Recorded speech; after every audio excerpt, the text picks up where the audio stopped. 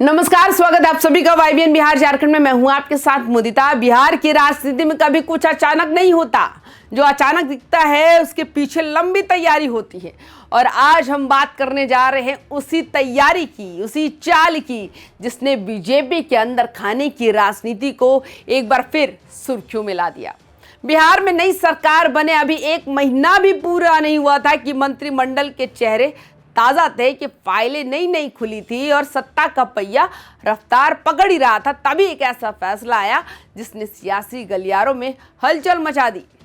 BJP के राष्ट्रीय कार्यकारी अध्यक्ष नितिन नवीन ने नीतीश कुमार सरकार में मंत्री पद से इस्तीफा दे दिया। सवाल उठना लाजमी था, क्या कोई मंत्री इतनी जल्दी सत्ता छोड़ देता है? क्या ये सिर्फ औपचारिकता ही थी या फिर इसके पीछे कोई बड़ा संदेश छिपा था? जवाब धीरे धीरे सामने आया। ये इस्तीफा सत्ता छोड़ने का नहीं था, बल्कि संगठन को चुनने का था। बीजेपी लंबे समय से एक सिद्धांत दोहराती रही है, एक व्यक्ति एक पद, यानी या तो संगठन या फिर सरकार, दोनों एक साथ नहीं। नितिन नवीन का इस्तीफा इसी सिद्धांत का पालन बताया गया। लेकिन बिहार की राजनीति जानने वाले समझते हैं कि यहाँ सिद्धांत भी रणनीति बनकर आते हैं।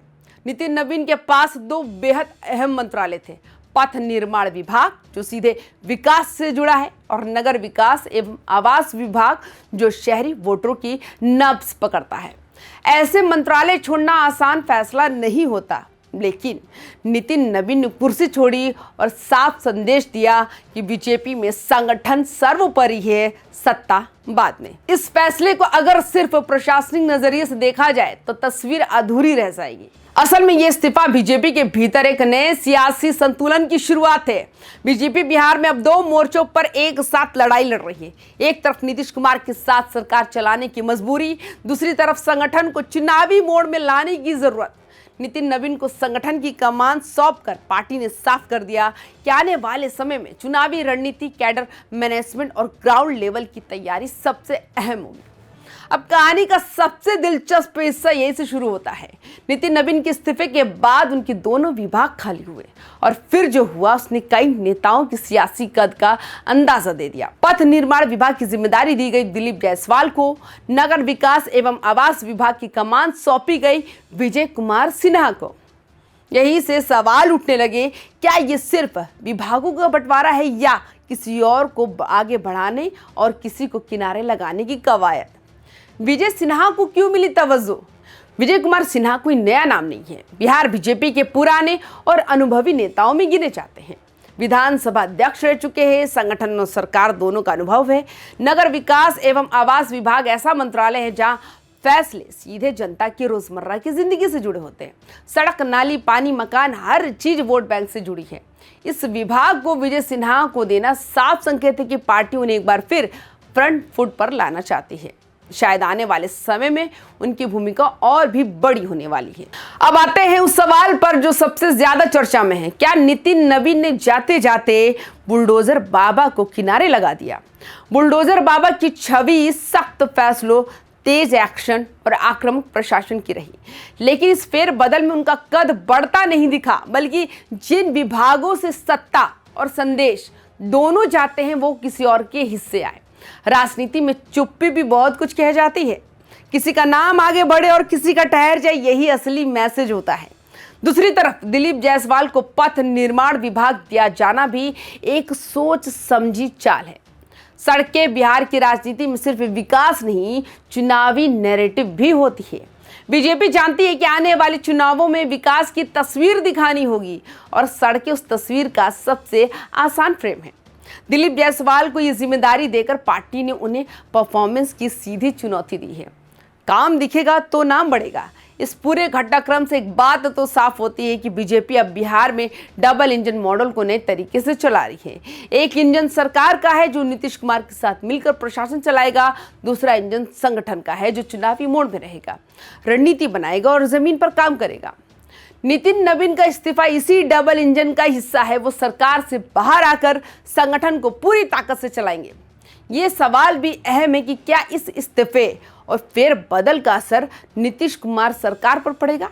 सीधा जवाब है नहीं, लेकिन परोक्ष असर जरूर पड़ेगा।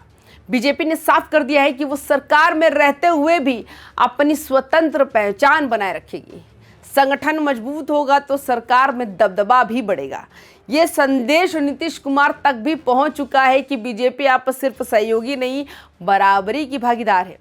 आने वाले चुनावों की तैयारी शुरू हो गई है। बिहार में चुनाव भले ही अभी दूर हो, लेकिन राजनीति में तैयारी कभी जल्दी नहीं होती। नितिन नवीन को संगठन की जिम्मेदारी देकर बीजेपी ने साफ कर दिया 2025 और 2029 की तैयारी अभी से शुरू हो चुकी है। Cadre activation, booth level management, social engineering, ये सब संगठन के बिना संभव नहीं। और संगठन की कमान ऐसे नेता के हाथ में देना जो सत्ता का स्वाद भी जानता हो, एक सोची समझी रणनीति है।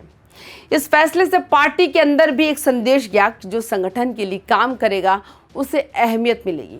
जो सिर्फ कुर्सी पर टिके रहने की सोच रखेगा उसका कद अपने आप सीमित हो जाएगा। नितिन नवीन ने खुद कुर्सी छोड़कर यह संदेश पहले दे दिया। बिहार बीजेपी की राजनीति अब किस दिशा में है? अब बिहार बीजेपी दो रास्तों पर साथ साथ चलती दिख रही है। एक तरफ प्रशासनिक स्थिरता, दूसरी तरफ आक्रामक संगठनात्मक तैयारी। विजय सिन्हा जैसे नेताओं को आगे बढ़ाकर पार्टी अनुभव का इस्तेमाल कर रही। दिलीप जायसवाल जैसे चेहरों को मौका देकर परफॉर्मेंस की राजनीति खेली जा रही है। और नितिन नवीन संगठन के जरिए पूरे खेल का कंट्रोल अपने हाथ पे ले रहे हैं।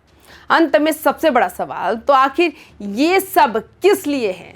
जवाब है सत्ता के भविष्य के लिए। बीजेपी जानती है कि बिहार आसान राज्य नहीं है जहां समीकरण हर दिन बदलते हैं। ऐसे में संगठन और सरकार के बीच संतुलन ही सबसे बड़ी ताकत बन सकता है।